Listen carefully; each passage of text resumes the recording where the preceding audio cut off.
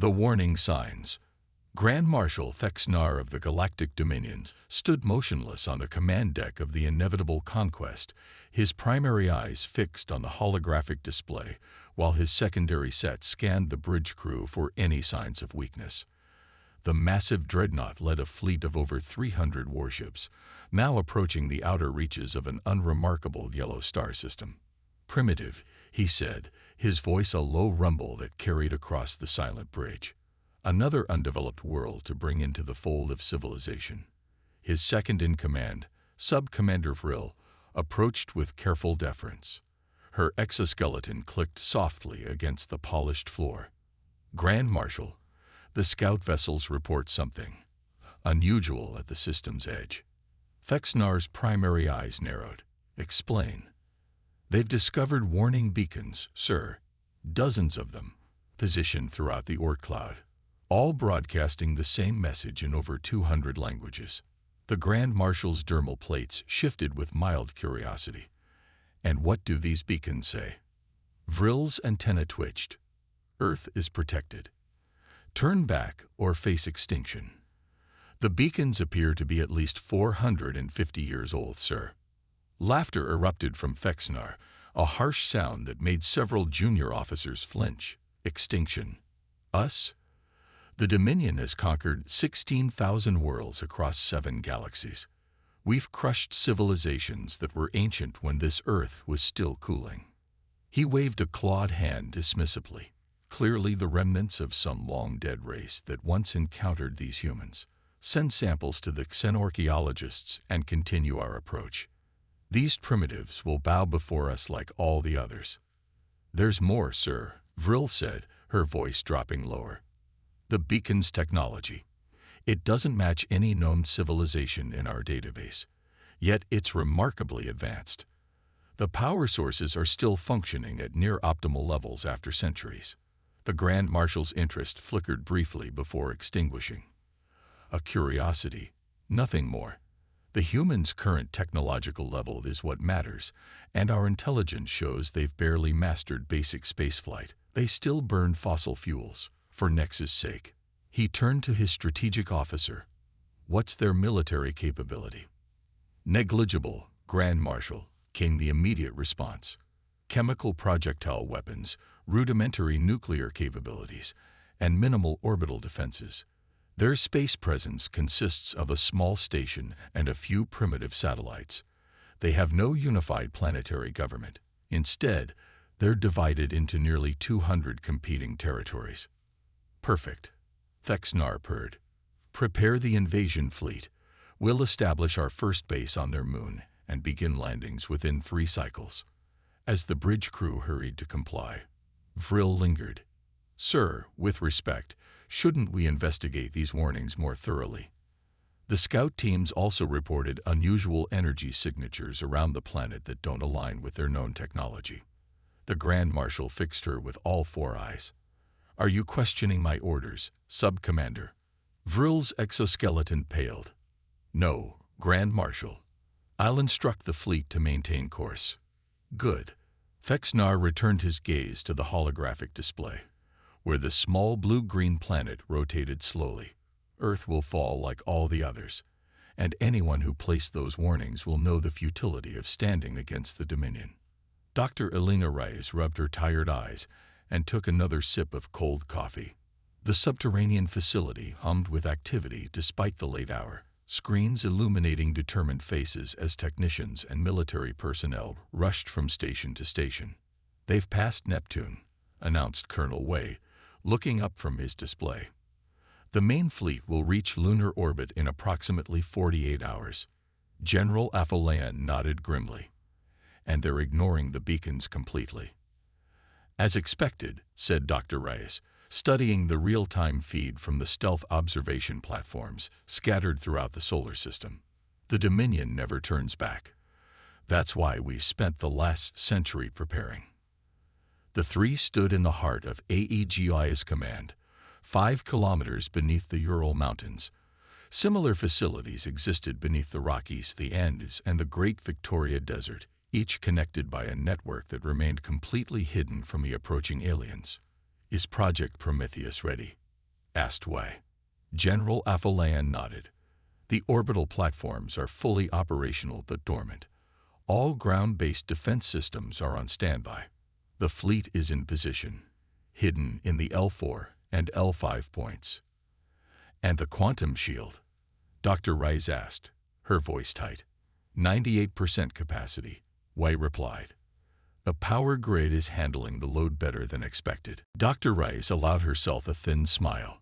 The Dominion thinks they're finding a primitive species huddled around a dying campfire. They have no idea we've been building this bonfire for generations. The general's phone buzzed. He glanced at it and straightened. The Security Council is ready. It's time. Together, they entered the adjacent chamber where the holographic projections of 24 individuals, the leaders of Earth's Unified Defense Council, waited in a semicircle. These weren't politicians, but brilliant minds drawn from every field and nation, selected for their strategic thinking and unwavering commitment to humanity's survival. Ladies and gentlemen, began General Afolayan, the moment we've prepared for has arrived. The Dominion fleet has entered the solar system and will reach Earth in 2 days. Our long-range scans confirm it's a standard conquest force, approximately 300 capital ships with associated support vessels. What about their scout team on the moon? Asked the Chinese representative. Colonel Wei stepped forward. They established a forward base 16 hours ago. 12 individuals, primarily scientific and military personnel. They're deploying sensor arrays and analyzing our communications, exactly as predicted. And they still don't suspect. This from the Indian counselor. Dr. Rice shook her head. Our false infrastructure is working perfectly. They're intercepting our carefully crafted public transmissions, observing our decoy satellites, and studying our dummy military installations. Everything they're seeing confirms their belief that we're a pre-unification species with mid-20th century technology. Then it's time to vote, said the Nigerian chairwoman, her voice steady. Do we attempt communication or proceed with the Lazarus Protocol? The vote was unanimous. Humanity had studied the Dominion for over 2 centuries, ever since the first crashed scout ship in the Gobi Desert. They knew what happened to worlds that surrendered and to those that fought conventionally. Neither option was acceptable. Lazarus Protocol is authorized, confirmed the chairwoman. May God have mercy on us all, because we will show none to them. On the lunar surface, Science Officer Drek methodically catalogued his findings, his multi-jointed appendages moving with precision over the sensor controls. The primitive satellite hanging above his homeworld fascinated him. Barren, airless, yet perfect for observing the humans without detection. Their communications are pathetic, he reported to Commander Zal. Easily intercepted, filled with frivolous entertainment and fractious politics. They waste enormous resources on conflicts over resources and ideology. Any military responses to our presence? Asked Zal, emerging from the temporary shelter they'd established. None of consequence. Their rudimentary detection systems noted our arrival, but their responses are chaotic and uncoordinated. Different military forces are activating, but with no central command. Drek's mouth parts shifted in what passed for a smile. Several of their religious groups have begun proclaiming the end of their world. Zal nodded satisfied. Typical of pre-unification species, the Grand Marshal will be pleased. Continue monitoring their communications and prepare a full report on their defensive capabilities. There is one anomaly, Drek said hesitantly. Explain. I've detected unusual energy signatures from several locations deep underground. They don't match any known human technology, and they appear to be shielded. Commander Zal considered this. Nuclear weapons? Possibly, but the signatures don't match their known nuclear facilities. And there's something else. Drek pulled up a global map highlighting dozens of points across the planet. These energy sources form a pattern, almost like a grid. A power distribution network. If so, it's unlike anything in their public infrastructure, and it's at least a century beyond their current technological level. Zal's ridge plates flared with concern. Could they have had outside contact? Another civilization. Unlikely. The Dominion maintains strict quarantine of developing worlds. Any unauthorized contact would have been detected. Then it's a natural phenomenon we don't understand, or a quirk in our sensors. Sal's decision was immediate. Include it in your report, but don't alarm the Grand Marshal unnecessarily. One primitive world is like any other. They'll surrender quickly once they see our might. Drek returned to his instruments, but unease tickled at his neural centers. Something wasn't right. The warning beacons, these strange energy readings, the unusual elements in Earth's stratosphere that didn't match natural composition, all pointed to a civilization far more advanced than their intelligence suggested. He began composing a private message to the Grand Marshal, suggesting, with appropriate deference, that perhaps a more cautious approach might be warranted. Then he deleted it. Questioning leadership had ended many promising careers in the Dominion. Better to follow orders and let the invasion proceed as planned. After all, what possible threat could one backward planet pose to the greatest empire the universe had ever known? In Washington, D.C., UN Secretary General Amara Okafor faced a room full of journalists, her expression grave but determined. Behind her stood representatives from every major nation, a unified front unprecedented in human history. People of Earth, she began, her voice steady despite the weight of what she was about to say. As many of you have observed, unknown objects have entered our solar system and are approaching Earth.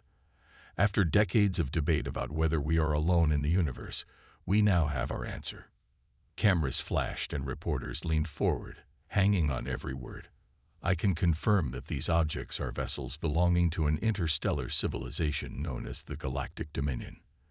Their intentions are not peaceful. Based on all available intelligence, they are preparing for a full-scale invasion of our planet. Murmurs rippled through the crowd, but she raised a hand for silence. This announcement will understandably cause fear and uncertainty. However, I am here to tell you that humanity is not unprepared. For over a century, the nations of Earth have been secretly cooperating on a defense initiative beyond anything publicly acknowledged. The screens behind her lit up with images that made the journalists gasp. Massive orbital platforms emerging from camouflage, advanced spacecraft hidden in asteroid bases, and terrestrial defense systems far beyond known technology. The approaching aliens believe they are finding a vulnerable primitive world. They expect us to surrender or fall quickly. They are mistaken. Her voice hardened. Humanity will not bow. We will not become another conquered species in their collection. We have prepared for this moment for generations, and now we will show the stars what humans are truly capable of. As the Secretary General continued outlining evacuation procedures and emergency protocols, Dr. Elena Reyes watched the broadcast from AEGI's command. She thought of her grandfather, who had helped reverse engineer the first alien technology, and her mother, who had dedicated her life to building the quantum shield. Both had died never knowing if their work would be needed. Now the moment had come. "Are you ready?" asked General Afolayan, joining her. Elena nodded, thinking of the billions of lives depending on systems she had helped create. They should have heeded the warnings. The general's expression was grim. "Soon they'll understand. Earth isn't a prize to be taken. It's a trap," Elena finished, "and they've walked right into it. Humanity unleashed." The first Dominion landing vessels descended through Earth's atmosphere, their massive silhouettes casting shadows over major cities worldwide. In New York, Tokyo, London, and Beijing, civilians who hadn't evacuated to underground shelters stared up in terrified awe as the alien ships hovered above skyscrapers, their hulls gleaming in the sunlight. Grand Marshal Thexnar observed the proceedings from the inevitable conquest, all four eyes trained on the massive viewscreen displaying feeds from multiple landing sites. "Deploy the demonstration units," he ordered. "Standard intimidation protocol." Across Earth, smaller craft detached from the landing vessels. Each carried one of the Dominion's elite subjugation forces, towering biomechanical warriors whose purpose was to showcase the Empire's overwhelming technological superiority. They touched down in city centers, unfurling to their full 4-meter height, weapons glowing with barely contained energy. Humans of Earth began the simultaneous broadcast in every language. You are now under the protection of the Galactic Dominion. Your resources, territories, and populations will be integrated into our eternal empire. Resistance is. The message cut off abruptly as the ground beneath each subjugation force glowed with a strange blue light. Before the warriors could react, they were encased in shimmering energy fields, trapped like insects in amber. On the bridge of the inevitable conquest, alarms blared. "What's happening?" demanded Thexnar, his dermal plates darkening with anger. Sub-Commander Vril checked the incoming data, her exoskeleton paling. "All subjugation forces have been neutralized, sir. Some kind of localized stasis field we've never encountered before." "Impossible. These are primitive humans. They don't have that technology."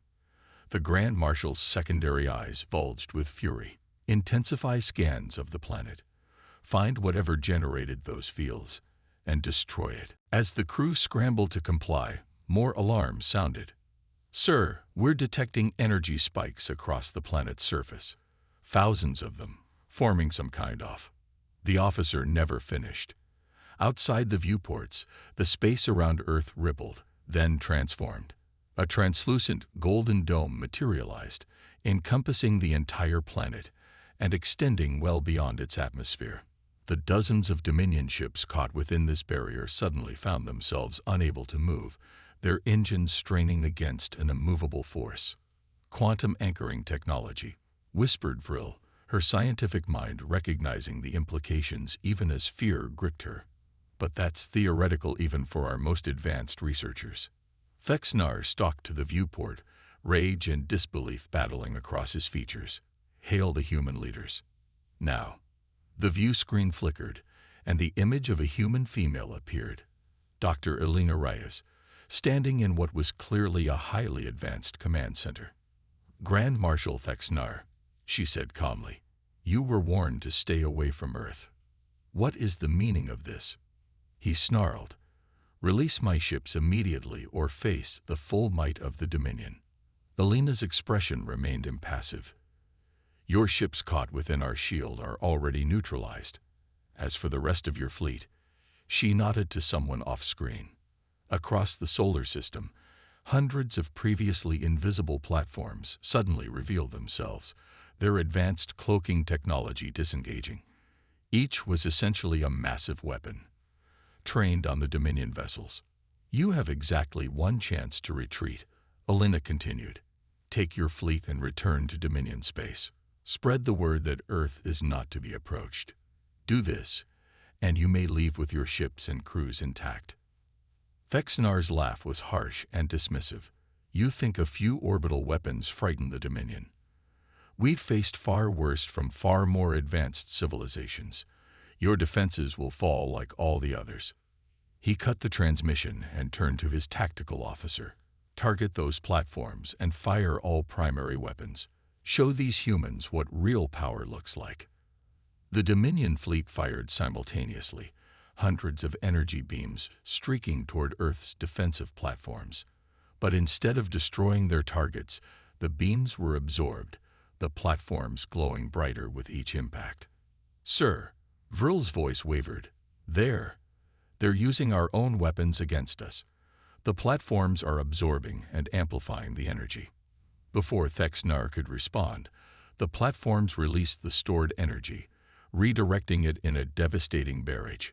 20 Dominion warships erupted into fireballs, their shields overwhelmed by their own weaponry. "Impossible," roared the Grand Marshal. "Deploy the quantum missiles. Target their major population centers." "Sir, I must advise against escalation." Vril began, but fell silent under Thexnar's murderous glare. The Dominion's most devastating weapons, missiles capable of collapsing matter into microscopic singularities, launched toward Earth. They impacted the Golden Shield and simply disappeared. "Where did they go?" Thexnar demanded. His answer came seconds later as the missiles reappeared, directly beside his own fleet. The ensuing chain of explosions consumed another 40 Dominion vessels, their death screams echoing across command frequencies. In HFY's command, Dr. Elena Reyes watched the battle unfold with grim satisfaction. "The mirror gates are functioning perfectly," reported Colonel Way. "All redirected weapons are hitting their targets." "What about the Prometheus platforms?" asked General Afolayan. "Operating at 82% efficiency, better than simulations predicted." Elena studied the tactical display, where the remaining Dominion ships were regrouping for another attack. "They still don't understand what they're facing. Signal the L4 and L5 contingents. It's time to reveal our fleet." From their hiding places at Earth's Lagrange points, humanity's warships emerge.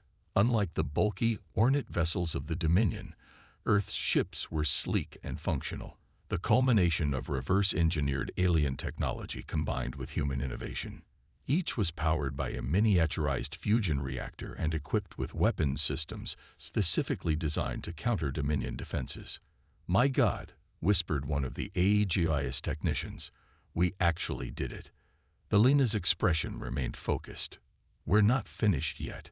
The Grand Marshal is too proud to retreat. He'll sacrifice his entire fleet before admitting defeat." As if confirming her assessment, the remaining Dominion vessels formed an attack phalanx and accelerated toward Earth. "They're attempting to breach the shield through sheer kinetic force," Way noted. "Typical Dominion tactic. When technology fails, use brute strength." General Afolayan nodded to Elena. "It's time for the final countermeasure." Elena hesitated, her finger hovering over the activation key. "There are millions of sentient beings on those ships," she said quietly. "Most are simply following orders. And they would exterminate billions of us without hesitation," the general replied. "We've given them their chance." Elena closed her eyes briefly, then pressed the key. Aboard the inevitable conquest, Grand Marshal Thexnar watched his fleet's desperate charge toward Earth. 200 ships remained, enough to crush the human defenses through sheer numbers. If only they could break through that accursed shield. "Maximum acceleration," he commanded. "All power to forward shields." The deck vibrated beneath his feet as the massive dreadnought strained toward its target. Around it, the remainder of the once proud Dominion fleet followed suit. Then, inexplicably, the stars vanished. The viewports showed only blackness, not the darkness of space, but a complete absence of light. The ship's external sensors registered nothing. "What's happening?" Thexnar demanded, his voice quavering despite himself.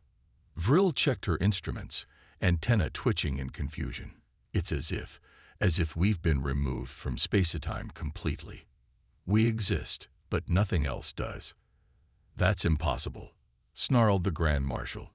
"No civilization has mastered dimensional manipulation." The view screen activated of its own accord, showing Dr. Elena Reyes once more. "What you're experiencing is a localized bubble of altered reality," she explained calmly. "You're currently in what we call a null space. No exit, no entry, no passage of time relative to the universe outside. Release us immediately." Thexnar roared, his rage barely contained. "We will," Elena replied. "In exactly 1,000 years. By then, the Dominion will likely have forgotten Earth exists, and will have prepared even stronger defenses." Horror dawned on the Grand Marshal's face as he grasped the implications. "You can't do this. There are over 3 million Dominion citizens aboard these vessels, who came to enslave or slaughter billions of humans," she countered. "Consider this mercy, Marshal.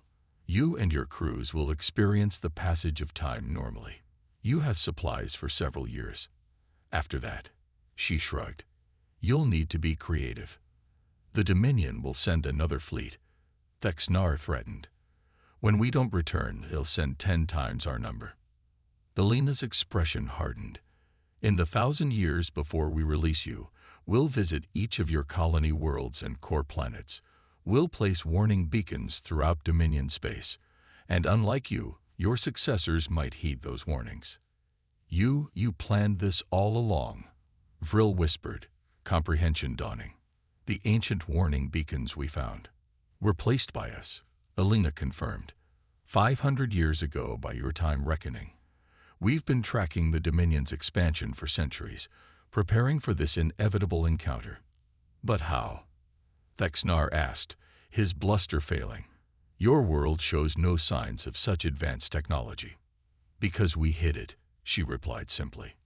We maintained a facade of primitive development, while building our true civilization underground and in hidden orbital facilities. The Dominion isn't the first advanced species we've encountered, Marshal, just the most aggressive. She leaned closer to the camera. Remember this lesson well. Humanity does not bow. We do not surrender. And we do not forgive those who threaten our existence. The transmission ended, leaving the bridge in stunned silence. Orders, Grand Marshal? Asked Vril quietly. Thexnar stared out at the nothingness surrounding his ship, the full weight of his failure crushing down upon him. The greatest fleet in Dominion history, trapped in a pocket dimension by a species they had dismissed as primitive. Log an official record, he said finally, his voice hollow. Let future generations know. Earth is not to be approached. The humans are not what they appear to be. He turned away from the viewport, suddenly looking far older than his 300 years. They did warn us, Vril said softly. Those beacons. And we refused to listen. Thexnar finished. Now we have 1,000 years to contemplate our arrogance. 1 year later, Dr. Alina Reyes stood on the observation deck of the orbital station New Horizon, watching as Earth's first official interstellar exploration vessel prepared to depart. The Prometheus gleamed in the sunlight, its advanced drives humming with power as final checks were completed. General Afolayan, now Admiral Afolayan of the United Earth Defense Force, joined her at the viewport. Having second thoughts, he asked. Alina shook her head. No, the null space bubble will hold. In 1,000 years, we'll honor our promise and release them. I meant about our new direction, he clarified. From hidden defenders to open explorers. She smiled slightly. The Dominion gave us one gift, unity. For the first time in our history, humanity stands as one civilization. We've revealed our true technological level to our own people. There's no going back to hiding. And the risks. Other species out there might be even more dangerous than the Dominion. Then we'll face them together, Alina said firmly. But we'll also seek allies. The galaxy can't be entirely populated by conquerors. The Admiral nodded toward the Prometheus. Speaking of which, your ship is waiting. The crew won't depart without their commander. Alina took a last look at the blue-green planet below. Throughout human history, they had gazed at the stars and wondered if they were alone. Now they knew they weren't, and that the universe could be hostile. But they had faced their first great test and emerged victorious. We'll place new beacons, she said as they walked toward the airlock. Not warnings this time, but invitations to peaceful species who wish to trade and share knowledge. And if we find more like the Dominion. Alina's expression hardened momentarily. Then they'll learn the same lesson. Earth is not to be trifled with. As the Prometheus departed Earth orbit, its advanced engines propelling it toward distant stars, humanity took its first steps as a recognized galactic power. No longer hiding, no longer pretending to be less than they were. And somewhere in the darkness between dimensions, 1,000 Dominion ships drifted in their prison of altered spacetime, a testament to the price of ignoring warnings and underestimating a species that refused to become just another conquered world. The trap had been sprung, the warning had been given, and the galaxy would never be the same.